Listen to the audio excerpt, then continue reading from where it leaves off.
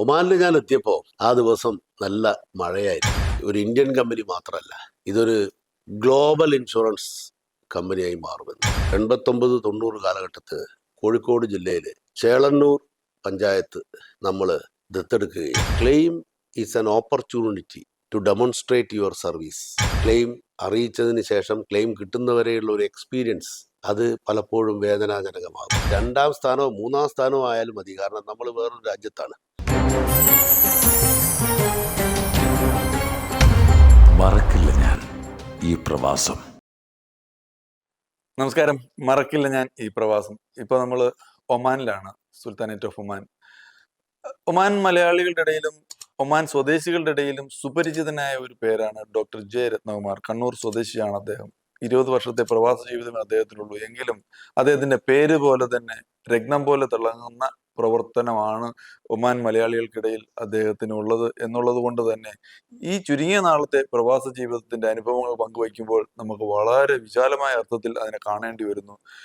കാരണം അദ്ദേഹം എവിടെ പ്രവർത്തിക്കുന്നു, എവിടെ ജോലി ചെയ്യുന്നു എന്നുള്ളതല്ല, പക്ഷെ അദ്ദേഹത്തിന്റെ പ്രവർത്തന മേഖല ഇവിടുത്തെ സാംസ്കാരികവുമായി ബന്ധപ്പെട്ടിട്ടാണ്. ഭാവലയ ആർട്ട് ആൻഡ് കൾച്ചർ ഫൗണ്ടേഷൻ എന്നൊരു പ്രസ്ഥാനം അദ്ദേഹം ഇവിടെ തുടങ്ങുകയുണ്ടായി. നിരവധി പരിപാടികൾ അതിലൂടെ അവതരിപ്പിക്കപ്പെട്ടിട്ടുണ്ട്. വേൾഡ് മലയാളി ഫെഡറേഷന്റെ ഗ്ലോബൽ ചെയർമാനാണ് ഇപ്പോൾ.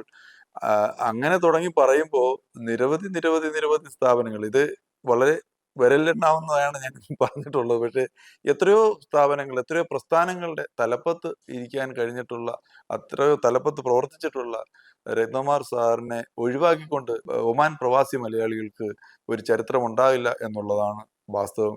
അദ്ദേഹത്തിന്റെ വാക്കുകളിലൂടെ റോസ് ഗാർഡൻ റെസ്റ്റോറന്റ് ദമാം. നമസ്കാരം. ഞാൻ ഡോക്ടർ ജെ രത്നകുമാർ. മസ്കറ്റിലാണ് താമസം. കണ്ണൂർ ജില്ലയിലെ തലശ്ശേരിയാണ് എൻ്റെ ജന്മനാട്. തലശ്ശേരി എന്ന് പറയുമ്പോൾ അതിനടുത്തുള്ള പാനൂരാണ് എൻ്റെ ജന്മനാട്.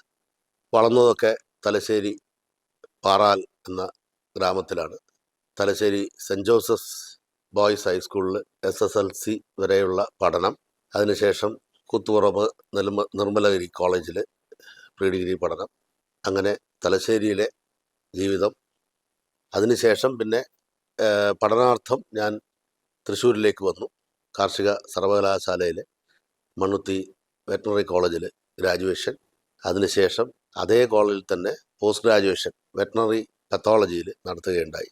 അതിനുശേഷം ഞാൻ ന്യൂ ഇന്ത്യ അഷുറൻസ് കമ്പനിയുടെ ഒരു എംപ്ലോയി ആയിട്ട്, ഓഫീസറായിട്ട് ജോലിയിൽ പ്രവേശിച്ചു.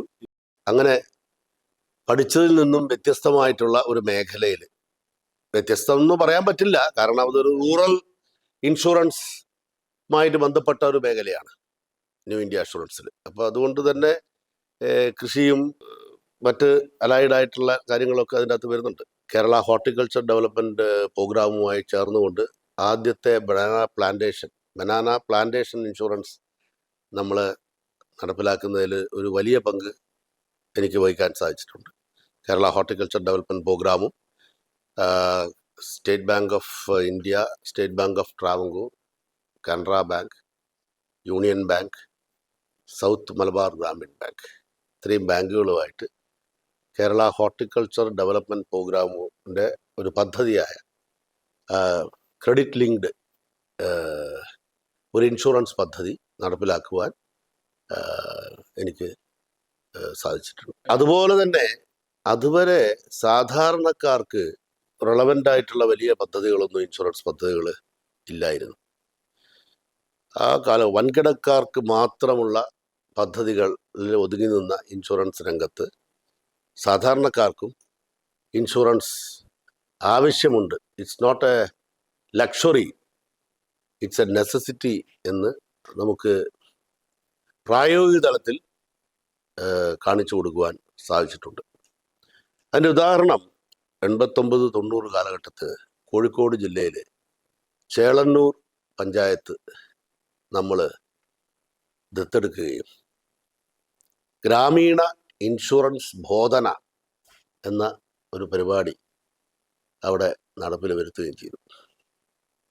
അതായത് അതിൻ്റെ കൺസെപ്റ്റ് എന്ന് പറയുന്നത്, ഒരു ഗ്രാമത്തിൽ തൊഴിലില്ലാത്ത ചെറുപ്പക്കാരെ കണ്ടെത്തി അവരെ ഇൻഷുറൻസിൽ ട്രെയിൻ ചെയ്ത് എല്ലാ വീട്ടിലും ഒരു ഇൻഷുറൻസ് പോളിസി, സാമൂഹ്യ സുരക്ഷയ്ക്കുള്ള. അന്നൊക്കെ ഈ ജനതാ പേഴ്സണൽ ആക്സിഡന്റ് പോളിസി 10 രൂപയ്ക്ക് ഇത്ര 1 ലക്ഷം 2 ലക്ഷം എന്നുള്ള രീതിയിലുള്ള സം ഇൻഷുർഡും, 5 രൂപയ്ക്ക് ഗ്രാമീണ ഇൻഷുറൻസ് പേഴ്സണൽ ആക്സിഡന്റ് എന്ന് പറഞ്ഞിട്ട് അങ്ങനെയുള്ള പോളിസികൾ.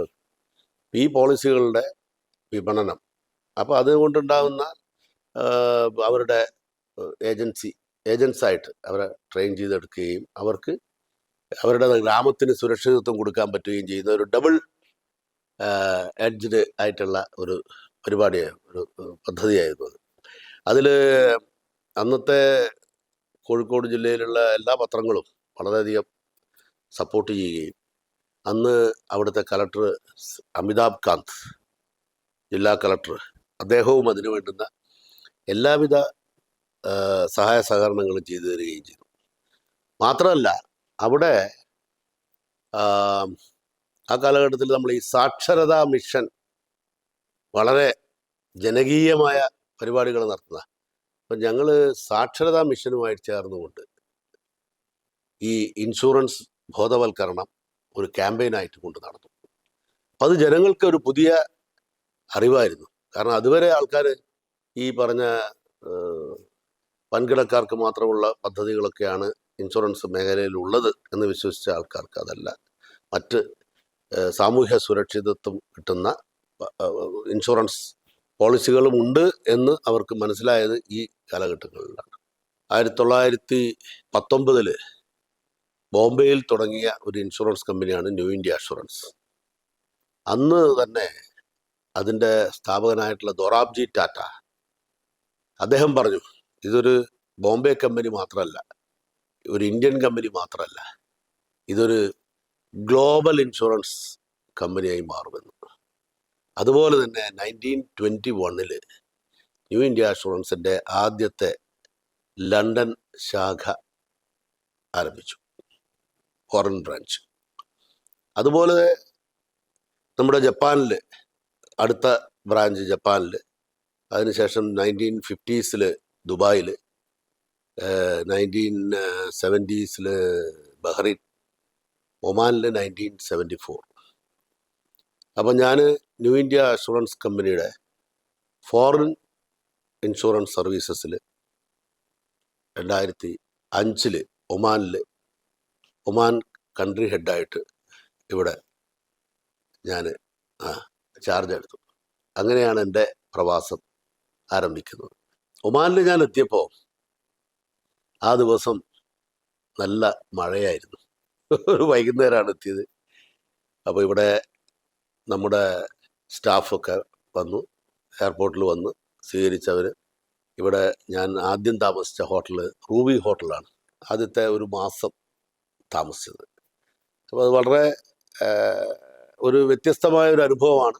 ഇവിടെ വന്ന് നോക്കുമ്പോൾ ഇവിടെ സ്റ്റാഫിൽ അന്ന് ഉള്ള ബഹുഭൂരിപക്ഷ ആൾക്കാരും നമ്മുടെ മലയാളികളായിരുന്നു.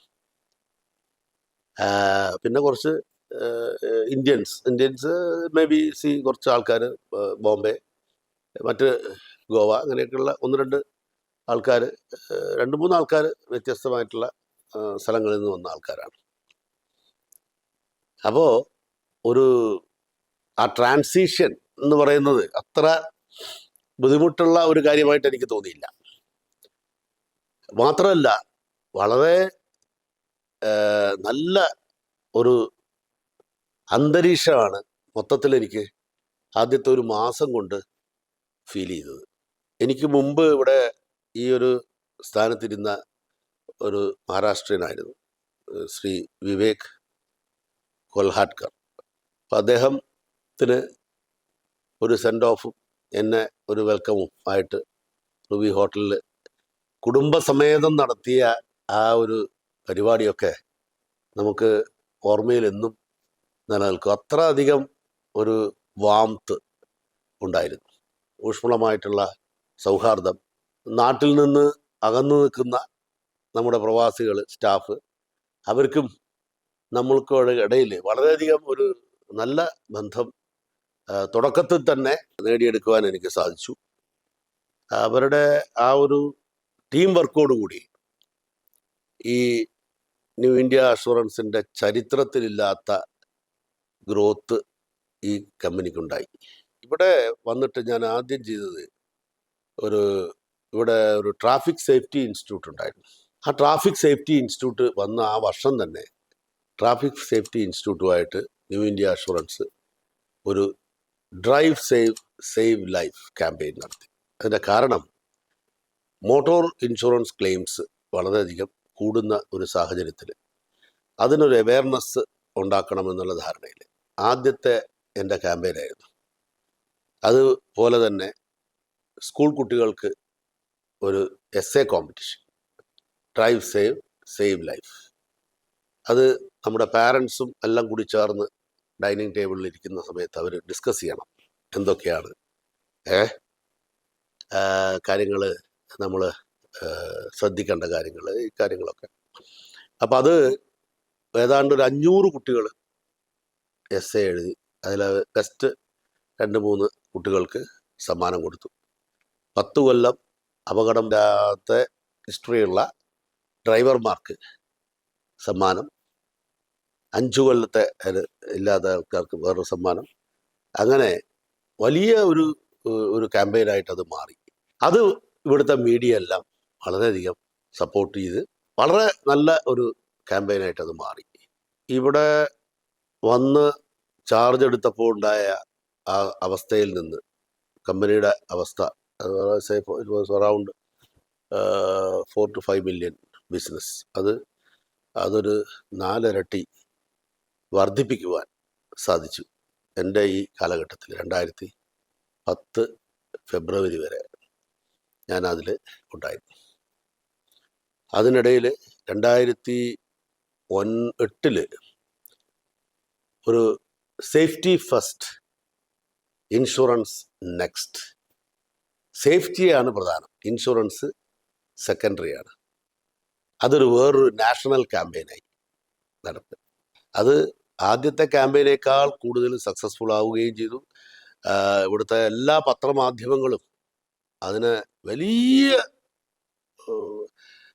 ഇമ്പോർട്ടൻസോടുകൂടി, വളരെ പ്രാധാന്യത്തോടു കൂടിയാണ് ഓരോ ന്യൂസ് കവറേജും വന്നിരിക്കുന്നത്. അത്ര അധികം എവിടെ വർക്ക്ഷോപ്പ് നടത്തിയാലും അത് വലിയ ഒരു സംഭവമായിട്ടത് മാറി.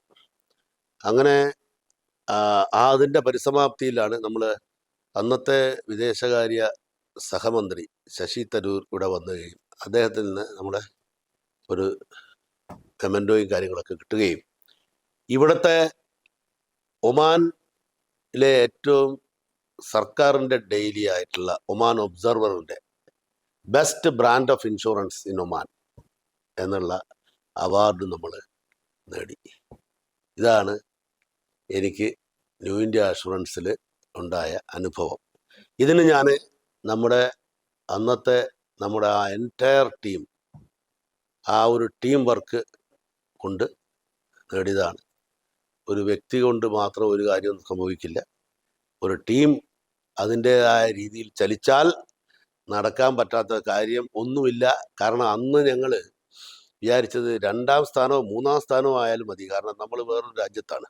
പക്ഷെ അന്ന് ബെസ്റ്റ് ബ്രാൻഡ് ഓഫ് ഇൻഷുറൻസ് അവരിറക്കിയ ബുക്ക് അതിൽ മുഴുവനുണ്ട്.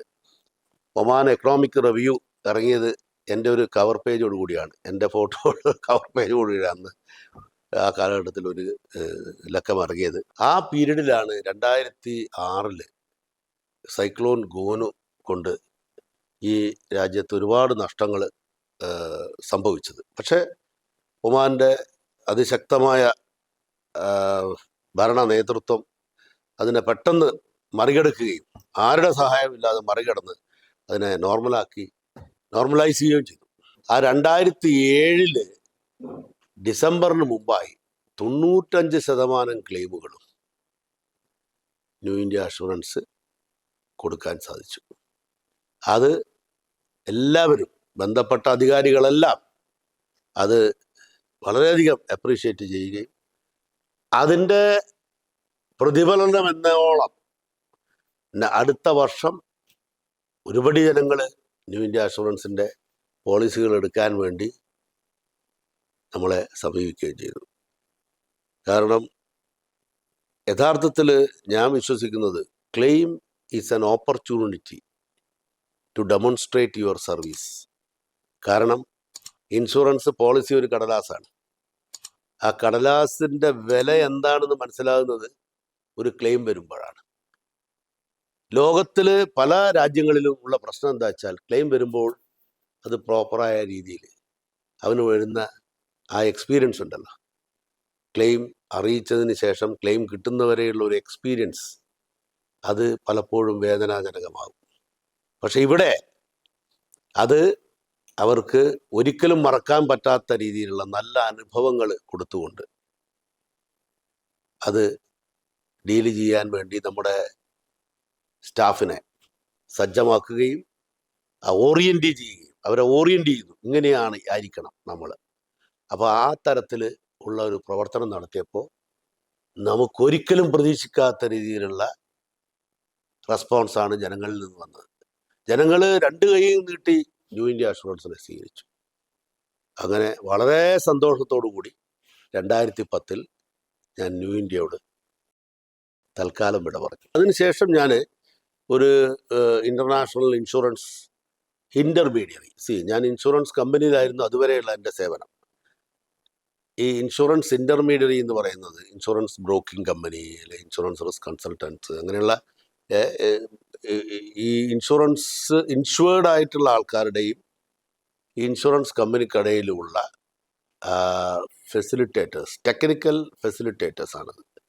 അതായത് അവർ ക്ലയൻറ്റിൻ്റെ റെപ്രസെൻറ്റേറ്റീവാണ്, കമ്പനിയുടെ ഇൻഷുറൻസ് കമ്പനിയുടെ അല്ല, ക്ലയൻസിൻ്റെ റെപ്രസെൻറ്റേറ്റീവാണ്. അപ്പോൾ ആ ക്ലയൻസിൻ്റെ കാര്യങ്ങൾ ഏത് ഇൻഷുറൻസ് കമ്പനിയിൽ നിന്നാണ് ഏറ്റവും മെച്ചപ്പെട്ട സേവനം കിട്ടുന്നത്, മെച്ചപ്പെട്ട സേവനം 1, 2 മെച്ചപ്പെട്ട റേറ്റുകൾ, പ്രീമിയം, മെച്ചപ്പെട്ട പ്രീമിയത്തിൻ്റെ പുറകെയാണ് എല്ലാവരും. മെച്ചപ്പെട്ട ക്ലെയിം സർവീസ്, മെച്ചപ്പെട്ട പ്രീമിയം, മെച്ചപ്പെട്ട കണ്ടീഷൻസ്, പോളിസി കണ്ടീഷൻസ്. അപ്പം ഇതെല്ലാം വെച്ച് കൊണ്ട് ഈ ഇൻഷുറൻസ് ഇവിടെ ഇപ്പോൾ ഒമാനിൽ പിന്നെ ആ കാലഘട്ടത്തിൽ 2010 ഏതാണ്ട് ഒരു 12-15 കമ്പനികളുണ്ടായിരുന്നു. ഇപ്പം അത് 10-18-20 കമ്പനികളായി.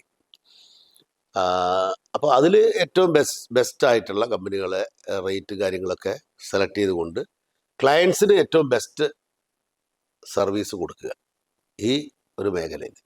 ഞാനന്ന് ഒരു ഇൻ്റർനാഷണൽ ഇൻഷുറൻസ് ദുബായ് ബേസ് ചെയ്തുള്ള ഗർഗാഷ് ഇൻഷുറൻസ് സർവീസസ്, അതിൻ്റെ ഇവിടുത്തെ CEO ആയിരുന്നു, ഇൻഷുറൻസ് ഇതിൽ തന്നെ. ആ കാലഘട്ടത്തിലാണ് ഞാൻ 2010 ന്യൂ ഇന്ത്യ അഷുറൻസ് കമ്പനിയിൽ നിന്ന് ഞാൻ മാറി. അതായത് ഞാൻ ഒന്നുകിൽ ബോംബെയിലോട്ട് പോകണം, അല്ലെങ്കിൽ ഞാനത് അവിടെ വിട പറയണം.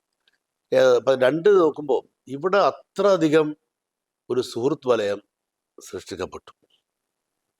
അതായത് ഹോം അവേ ഫ്രം ഹോം എന്നുള്ളത് ഹോം തന്നെയായി, ഒരു ഹോം പോലെയായി. അങ്ങനെ വന്നപ്പോൾ എന്ത് ചെയ്യണമെന്ന് ഞാൻ പലപ്പോഴും ആലോചിച്ചു.